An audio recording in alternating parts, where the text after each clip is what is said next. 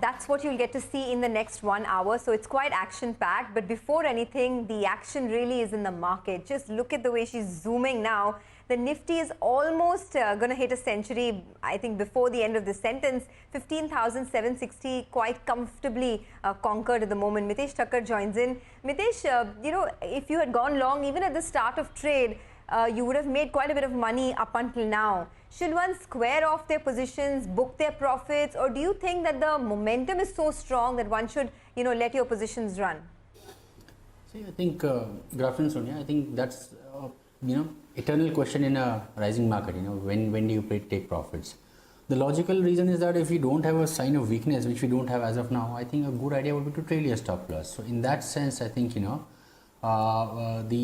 pivot low of 15,700 now becomes a good support area. So that on this spot should be a trailing stop loss, so about 60 points lower from here. And on the upside, I have been looking at targets of 15,800, 15,900. So that remains the area where you would want to again take a fresh call. Having said that, the stock calls that I have right now, I have a buy on Reliance with a stop at 2,200 for targets of 2,300, and Emphasis is a buy with a stop below 1,950 for targets of 2,030.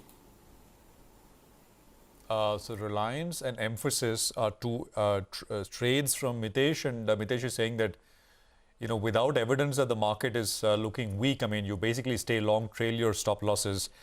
Mitessh, Tata Power, Adani Power, JSW Energy, NTPC, I mean, this entire pack, CESE, everything is up and up.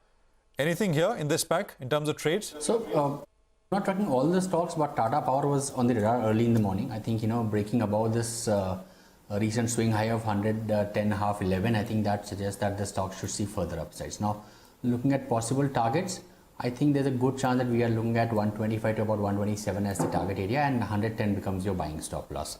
Similarly, I think there's some kind of strong breakout taking place on the charts of Adani Power. The only thing is that it's circuit up plus slightly run up, and the stop losses are too deep. But if somebody is holding positionally, I think I am looking at targets of around 150 to about 153 in the near term. Okay, all right. Well, one stock that is just not participating in the up move today is Bajaj Finance, as the management has given some concerning highlights in its business update. Abhishek is here to give us the fine print. Abhishek, over to you.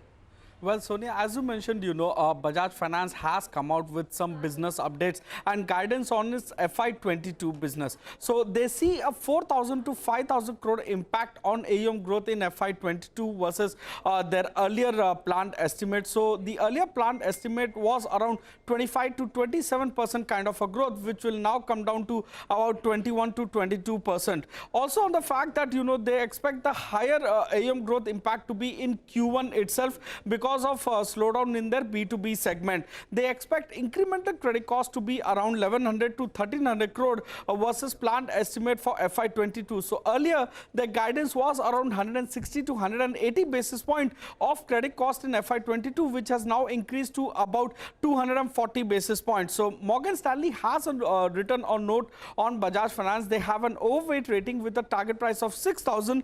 They have cut their EPS estimate by 12% for FY22, 4% for FY23, and about 6% for FY24. They believe that the stock will be under pressure in the near term. Back to you. Abhishek, thanks very much for that. Deepak Shenoy is founder of Capital Mind. He joins us right now.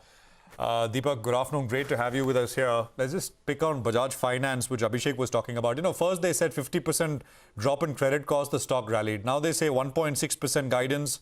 It'll move up to 2.4%. But it's still lower than the near 4% credit cost which we saw in FY21. I mean, how would you take all of this in? Stock was at a new high. Yes, I think it's been correcting. We don't own Bajaj Finance, but one of the things that's worrying is right now with the lockdown, we're seeing and hearing of EMI bounce rates across the enterprise of much higher than what they have talked about. So, the fact that they're only 8% up on bounce rates is actually quite good. I feel, I think we should wait till September. The true story of credit will probably become more evident at that point. Until then, I'd be a little more circumspect about any finance company in general, and specifically on retail finance. I expect a lot more in terms of credit cost than what they've announced. So I think there will be another end of the quarter update next month. We should see that and then wait for more guidance here. But I'm happy Bajaj Finance has actually given a guidance. It's the first to actually talk about this, in terms of expectations. Okay, well, that's on Bajaj Finance. By the way, the entire IT space is just zooming now. Take a look at the intraday charts of Tech Mahindra, TCS, Infosys and HCL Tech. That entire pocket is looking very good. In fact, TCS, if you look at the chart, the stock had gone to about, I think a month or 2 months back, it had gone to 3,300. It dipped all the way to about 3,000 hardly. There was no really great dip. And now it's moved back to 3,130. Deepak, hi, good afternoon. I wanted your thoughts here because once again, some of these large tech giants, even the mid-cap guys are all coming back into fashion. If you had to pick one stock now for the long term, which one would it be? So we are quite long, Sonia, so on a bunch of IT companies, but TCS is actually one of the largest cap holdings we have. It's one of those more diverse, large balance sheet kind of stocks, where if there's any M&A in this space, it will probably emanate from a TCS. So we're long that. There are lots of smaller names also, I think mid-cap names that are performing quite decently. I would say at this point, pick up the IT as a pool rather than looking at individual players, because as a whole, the IT company set should do really well in the next 2 or 3 years. They're a little overvalued perhaps on individual stock level basis at different points, but I think as a pack, IT should do really well in the next 2 or 3 years. TCS is our pick, so we think deal sizes going up. Employee costs will not increase substantially, especially with establishment costs coming down with more work from home. Some of that will take another 2 quarters to settle down. I also think smaller cap IT companies like Persistent and a couple of others are showing even stronger momentum, but I think you should pick them up as a portfolio, not bet all your money on one. Deepak, do you get the sense that, and it's oversimplification obviously, but do you get a feeling that this is a market where people are just maybe running screens and looking at, well, what is not done as well as others on a relative 1 week, 2 week basis? Let's chase that higher, then something else, and let's move on to something else. Do you get that sense sometimes? Yeah, I mean, not sometimes. I think this is the market for that. So if you're in this market for the long term, this is the worst market to be in, because people are chasing literally anything. Today, we've heard of a DHFL resolution, and in the resolution plan, according to what my sources tell me, the shares are going to go to zero, and it's on an upper circuit today. Despite many articles talking about the same thing, I think this is a time for crazy momentum. So you don't want to be a long-term player and get sucked into the madness. But if you're a momentum player, this is a great place to be. We have to, there are stocks which have had no business for years that are going up 10% today and maybe last week as well. There's a lot of retail participation. 43% of the market today is retail investors, individual investors, not foreign institutions, not mutual funds. So it's one of the highest we've seen in the last 20 years in terms of a percentage.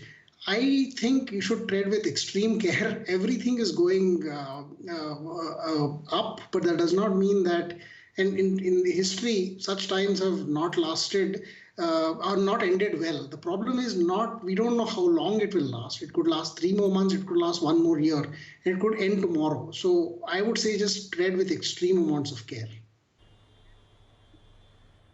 Okay, that's some sane advice coming through. Don't get carried away with anything and everything in the mid-cap market. It is quite a bit of a frenzy actually that is playing out. I mean, just look at the mid-cap index, up 340 points right now. And lots of stocks are seeing huge double-digit gains. I mean, something like a Mazgaon Dock is up 20%. There are, of course, reasons there. Adani Power, the Adani Group stocks have a mind of their own, 20% high on Adani Power, and the entire sugar space is rallying quite a bit. But in the interim, let's get you some news flow as well. Piramal Enterprises has been gaining as the NCLT has approved Piramal Group's resolution plan for DHFL, albeit with a few conditions. My colleague Ritu, who's been following that story very closely, joins in now to give us more. Ritu, over to you. Well, thanks, Sonia. First, the order. The NCLT has approved Piramal Group's resolution plan for DHFL. There is one condition, and it is not binding on the lenders. What NCLT has said is the lenders can consider inter-se reallocation of funds that have been allotted to the lenders, which means if they can, please try and give more to the fixed deposit and small investors is what NCLT has asked of the lenders. But again, it is completely up to the COC to decide whether or not they want to increase the allocation to these FD holders, remember, who have been dissenting creditors. They had not, given their nod to the Piramal plan, which means as per IBC, they will only be paid the liquidation value. Now it is up to the COC to consider whether or not to increase that sum. As of now, the total offer from Piramal Group stands at 37,250 crores, which means a recovery of over 40% for the lenders led by State Bank of India, Canara Bank, Bank of Baroda, etc. This will, of course, depend on the final reallocation that they agree on. Remember, this is also subject to the final ruling from the Supreme Court, where Kapil Vadhavan, the former promoter of DHFL, had challenged an earlier NCLAT order, which had asked lenders to set aside, this settlement plan from Kapil Vadhavan to withdraw the company from IBC. As far as Piramal Group is concerned, we spoke to our sources within the company who have confirmed that DHFL is going to be delisted. Its equity will be written down to zero, and Piramal Capital Housing Finance will then merge into DHFL. They haven't taken a call as to whether or not they will retain the brand name, but it very well fits into their retail strategy, where retail is currently only about 11% of their total portfolio. That will go up to over 40%, and Piramal Group is hopeful of concluding the transaction within 90 days, of course subject to the final orders from Supreme Court. Listen in to what the administrator, which is the RBI appointed administrator, and the key lender SBI had to say after this verdict was delivered. The book which is there in the retail part of it is something which can be easily resolved and retrieved and made functional by default. That's a historical. As far as the wholesale is concerned, yes, it requires a lot of efforts. And if you look at it, the first cleaning of the book was done by that, which we have already declared in our the research which has been released before. The wholesale book has been really went through, and it was not performing. And almost I will say that a very, very large portion of that wholesale book is NPA. I think if you see the last quarter we were able to make. And it makes me to feel that the book with a little more orientation on the recovery will be able to perform well as we move. They will get a fair deal. One, of course, there was a dissent from these unsecured depositors. But nevertheless, since in view of the order, we'll see that they get a fair deal. At least they should get the liquidation value, and that too immediately. That is something which will be in the interest of these unsecured depositors, also FD holders.